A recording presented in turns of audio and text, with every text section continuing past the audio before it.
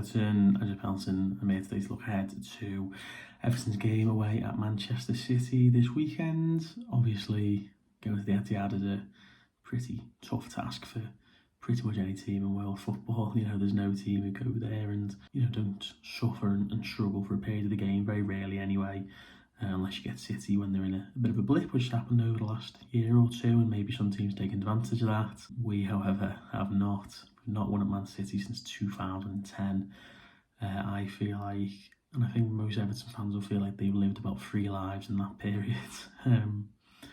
At the very least, if looking back through all the fixtures, there are some games I can't even remember in there. Where we go and we've lost 1-0 or 2-0 or whatever, and it's like I can't even pinpoint that game. That's in all competitions. I think that's 13 matches. It's a long time. Not to say we've not had good results at the Etihad.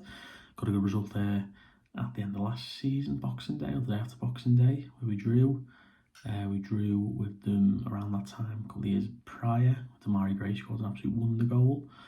So we've not been without any sort of result there. We've gone there and played well in some games. And I think in games like last year, where maybe we rode our luck a little bit, but we had a good chance to win the game towards the end, and we somehow messed up. I think it was a 4-on-2, the sort of thing that I think this team now could actually take advantage of. But yeah, I think City, it's an interesting one because they are clearly very, very good.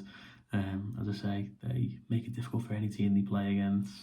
And it's a bit like sitting here and saying, oh, Erling Haaland's got a really good record against Everton. But newsflash, you've got a good record against every team on planet football, really. So I don't kind of look too much into that. Ultimately, City have shown this season they can be very good and they're getting closer to their best. At the same time, they are definitely not unbreachable. We watched them against Brentford last week. Got quite lucky, I thought, to win that game in terms of Brentford having a really good chance to equalise. They drew with Monaco. I think the Burnley game was 2 or 3-1 going into the latter stages. A couple of oggies in there for Burnley as well. Kind of a late surge, really. I don't think the scoreline told the full tale. They lost to Brighton, they lost to Tottenham.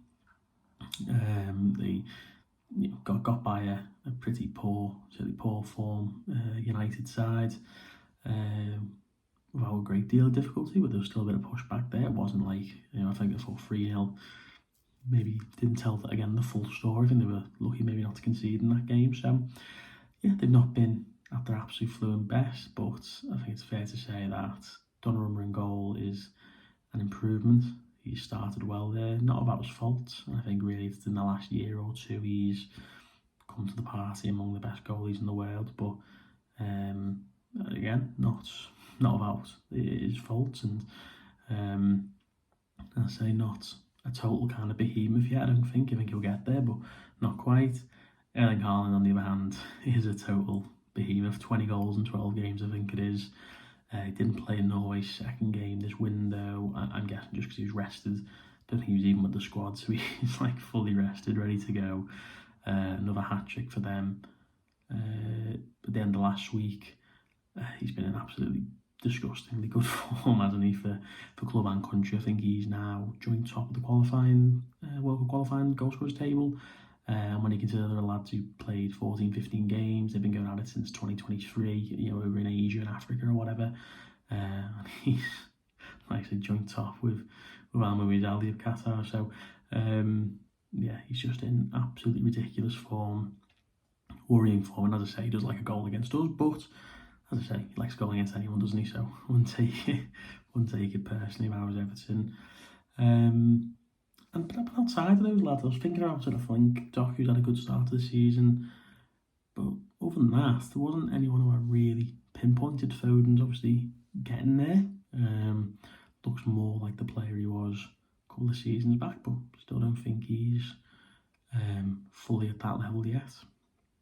And then I'm thinking like Reinders had obviously an unbelievable start, but he's not hit those heights again since. Cherky's not got going really. Rodri's obviously still struggling, not sure whether he's injured, but he did pull out the Spain squad through injury against Brentford.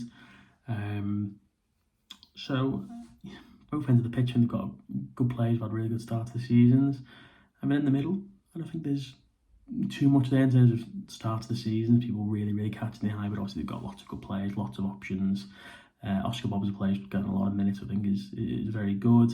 And ultimately, you know, on City's worst day, they don't have to play necessarily well, I don't think, to beat Everton, as we've seen down the years, because they have got the quality there in moments, and you know, they can change games very quickly. So I think we've got to kind of forget about them a little bit. This is not a foregone conclusion. Everton have proven, as I say, in some bad teams, in some dark days, that they can go to City and get a point, frustrate them, get a goal, and then see where it kind of goes from there. And the one thing Dave Moyes loves doing is staying in a game of football, and whether it's 0-0 or even if they're a goal down, you know, I think he's happy with that. Really, not just against City. I think in almost every game he's quite happy with that, and then he tries to turn the screw a little bit, see what we can do.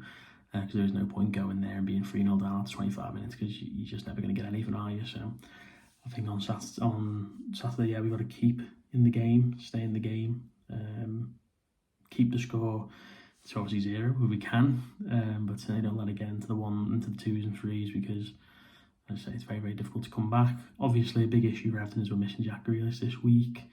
Makes it even more frustrating that he didn't play from the start against Wolves in the Cup.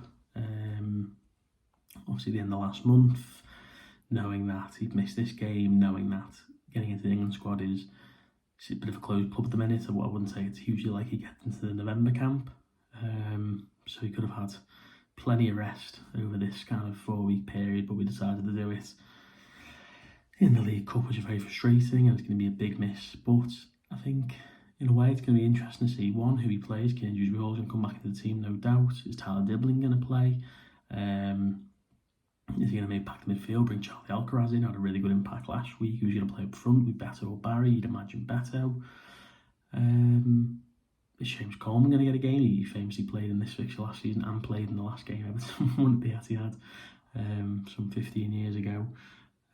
So there are some decisions to make for David Moyes, and yeah, I look forward to seeing what he makes. At the end of the day, if we go there and put in a good shift and a good performance, and if it's not to be, then I don't think anyone's going to be going absolutely mental. But it's a game where Everton have arrived defeated before, and that is a massive shame and a big disappointment. So we can go there, give it our all.